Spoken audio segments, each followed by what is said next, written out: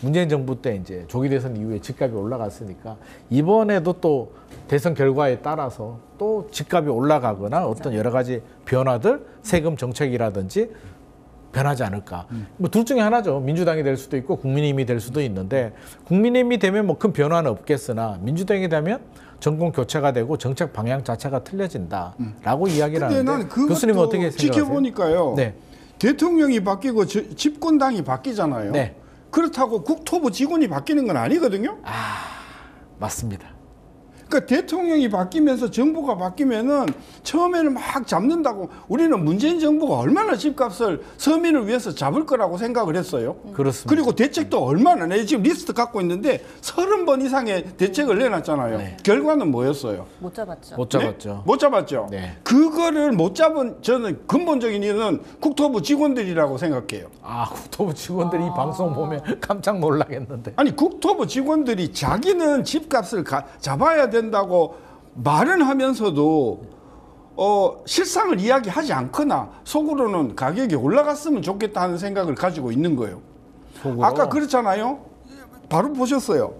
올라가는 몇몇 개 강남에 그것도 강남도요. 강남이 얼마나 넓은가요? 뭐 서초동이 다 아파트 가격이 제가 서초동 살아봐서 알아요. 네. 서초동 올라가는 것만 있고요. 안 올라가는 것도 80% 이상이 안 올라가요. 그런데도 불구하고 서초동에만 살면 뭐 대박이 나는 것 같이 이야기를 하고 그런단 말이야. 그러면 국토부에 적어도 이 주택 가격을 관리하는 사람이 이건 아닙니다. 지금 가격이 올라가는 거는 극히 일부고요. 다른 쪽은 떨어지고 있습니다. 이렇게 이야기를 해줘야 되는 거 아니에요? 그러니까 안 한다고요. 그 부동산 전문가 일부가 방송에 나와갖고 아까 같이 지적한단 말이에요. 저는 그래서 아까 제가 이야기했지만 이 정부가 부동산 가격을 잡을 생각이 없다. 잡을 생각이 없다. 오히려 적절하게 올라가서 부동산 세금이나 아니면 뭐 증여세나 상속세나 뭐 이런 관련 세금이 가뜩이나 지금 세수가 어려우니까 이거라도 해가지고 만회해보자 하는 생각들이 저는 그래서 정권이 아무리 바뀌어도 국토부 직원이 바뀌지 않는 한 저는 집값의 정책은 실효 있는 정책이 저는 내지 못할 것이다. 저는 그래. 국토부 직원이 바뀌어야 될까요? 집값 잡으려면? 그마저도 좀 쉽지 않다라는 생각이 드는 게 저는 아까 교수님 말씀하신데 일단 속으로 박수를 한번 딱 쳤던 게 사실 똑같거든요.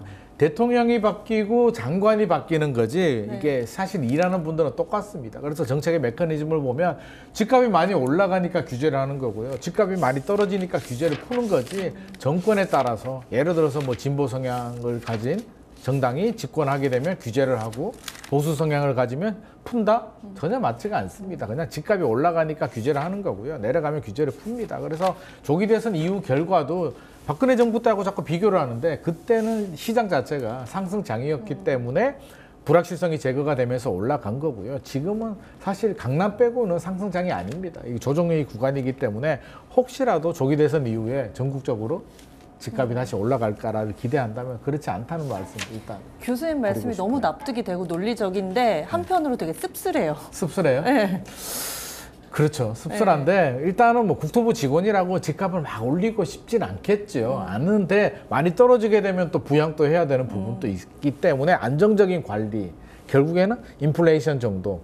집값 많이 오르지도 말고 많이 떨어지지 말았으면 좋겠다라는 생각을 가지고 있지 않나 싶습니다.